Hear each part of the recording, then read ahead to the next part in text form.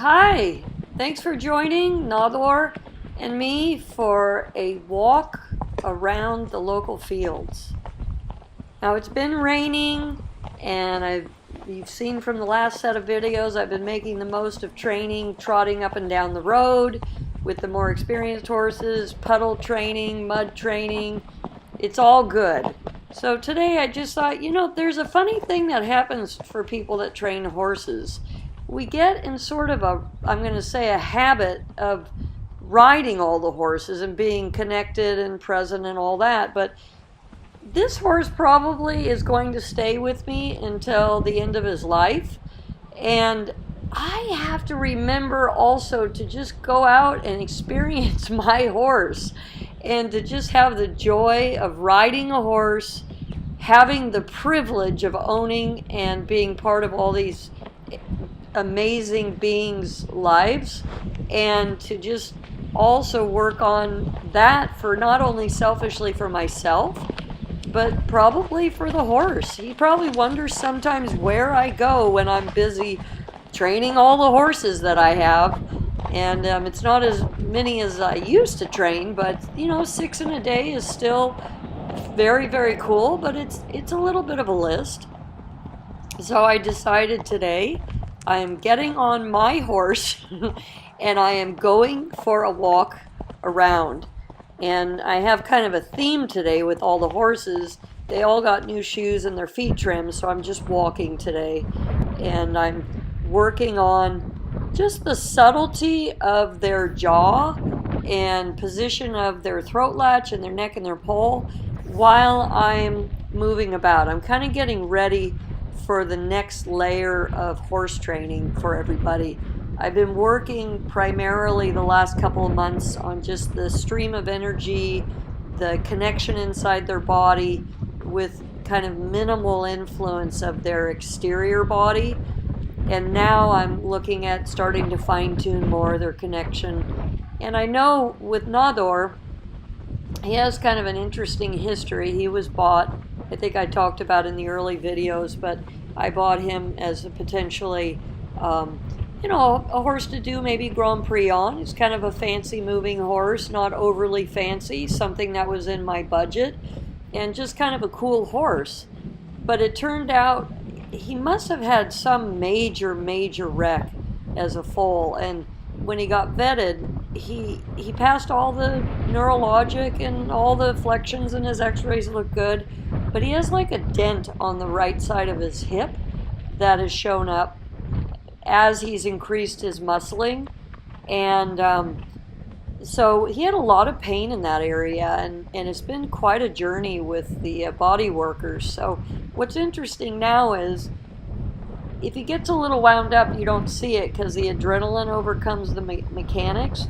But in his case, I see it, and all the vets that look at him, they talk about that it's a mechanical lameness.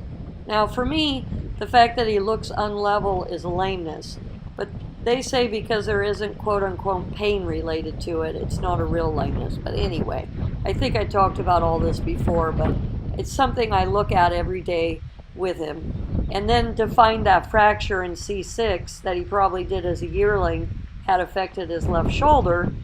And so I think one of his coping mechanisms was how he uses his tension in the right side of his jaw.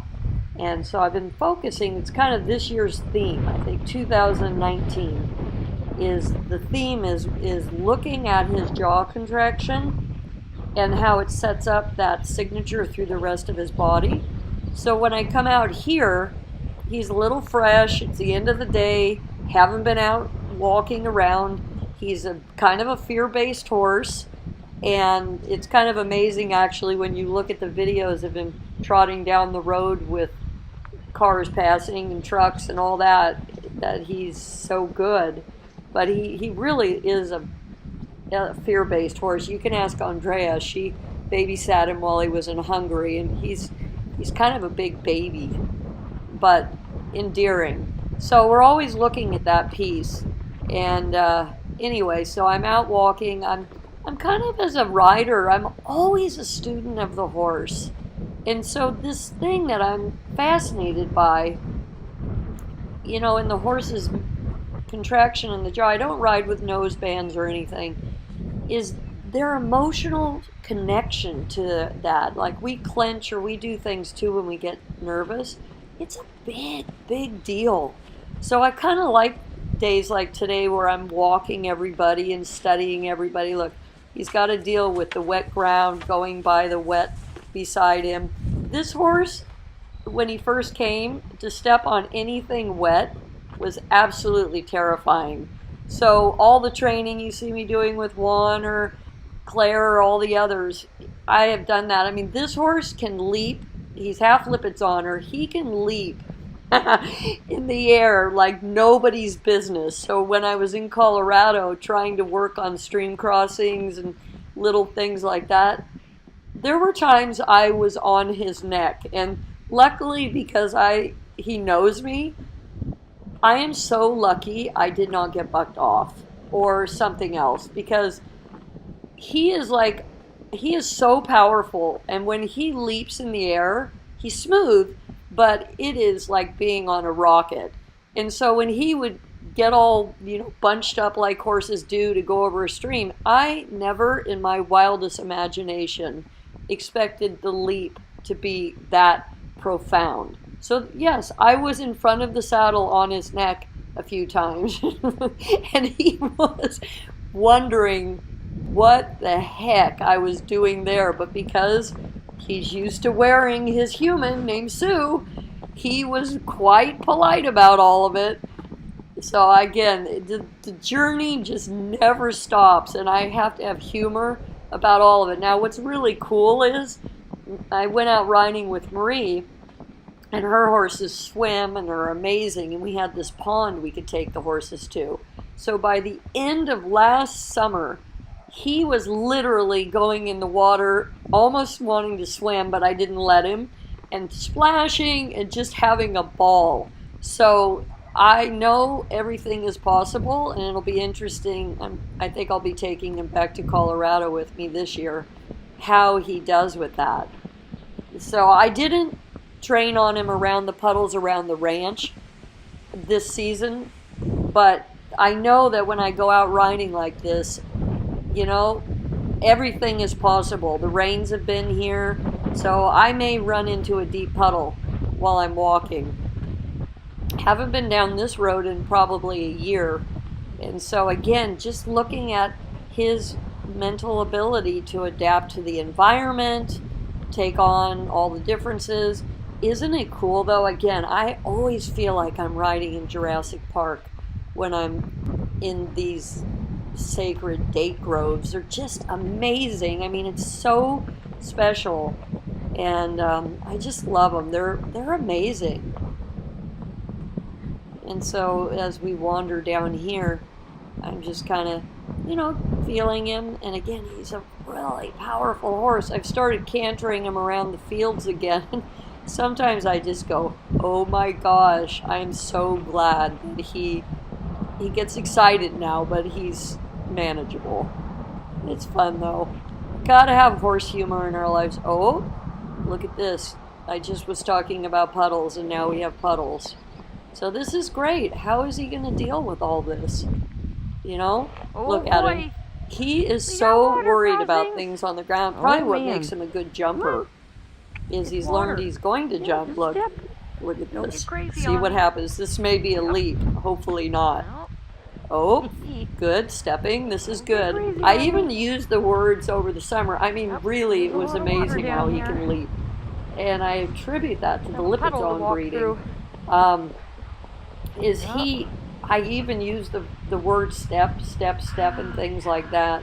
Now we got the tractor, we have the residents. Now today we don't have kids jumping on the trampoline. Last summer the kids were jumping on the trampoline. There was a dog. So it's kind of interesting to revisit all this. I was hearing a weird sound behind me, and it was kind of spooking him. So when I turned around, of course, what are the odds that there's a car coming up behind? Now this is deep water like we had on the ranch. Oh, good job. And he's walking through it. Now, he's worried about the sound of that car going through the water right now. He's not worried about the car. but he's worried about the sound. So I want to take a moment, because I have this car coming up on the road, for him to process the two cars. Now this is real life stuff, and I take it very seriously because a lot can go wrong in those moments. I mean, if he leaped out in front of the car, it would be really bad for the driver and for me and him. And then luckily, the guy coming up behind me, he must have been a horseman, because when I hesitated, he stopped. So that's really awesome, because it doesn't always happen that way. And this training, even though Nador has a lot of experience, it's no different than what I'm doing with Juan, taking him out for his first rides out. I'm always thinking about how do we develop the mind of the horse so they can be flexible and can deal with all of these uncertainties. So this is cool. This is an organic date grove, and I'm going to head down there. Luckily, all the guys that have these places, nobody's ever said anything. Now, I try to be really, really respectful and not end up in their fields so far. No matter how scared the horses have gotten, I've been able to keep their feet out of the fields. And one of the things that's a big deal with these date groves is when the palm fronds fall on the ground, they have these really sharp edges to them and thorns that you absolutely do not want to step on. So it could literally, I've heard stories of them puncturing tires, going through the foot of the horse. Now, right now, luckily, they're probably soggy because of being rained on for so many days, but it's still something that it's a very specialized element out here. Just like riding through the desert. Sometimes I ride through the desert. I'm going to get to that, but not today. And there's little, cactus and things. And when horses get cactus stuck on their legs, it's not good. And when they sometimes get reacting to the cactus stuck on their legs, you end up with more cactus stuck on their legs. So anyway, just all the adventures of riding out. So with Nador, I'm working on a longish rein. I want his neck to stay kind of in front of his body, and I'm riding. I don't have him short on the reins, but I have a feel of his mouth, and I'm working on the decontraction and all those things, but on a much more subtle level. I don't have him cranked in or any of that, but I do have a contact with him. Sometimes I ride with a really long rein, but as I said in the beginning of this adventure today, is I wanted to ride on the connection and what happens. Now, I don't know always what he's processing or seeing, right? This is part of the really cool part of riding. I don't always know what he sees. Like when that car was coming up behind me, I could hear it, and then he was wondering what it was, so, it was justified. I don't punish horses for being horses and needing to figure out the environment. So now we're walking along. Oh, we're at the edge of that. So I'm going to take off. Now, I never know, like in this case, look, here's a ton of these fronds. I'm going to have to be really thoughtful about where he walks. I'm going to edge over to this edge and keep him more on the grass and the dirt out of those fronds, because even though they're probably soft, I want to minimize that chance. So, it doesn't matter where you ride. There's always things to be considered in the environment that are a potential hazard and need to be considered as a heads up. He's being great. I mean, he's just being awesome as he's taking on all of this. Again, I haven't been out here in about a year, so this is really cool. I'm very proud of him because as a horse, he is so scared of things, and so this is great that he is being just so awesome about all of it.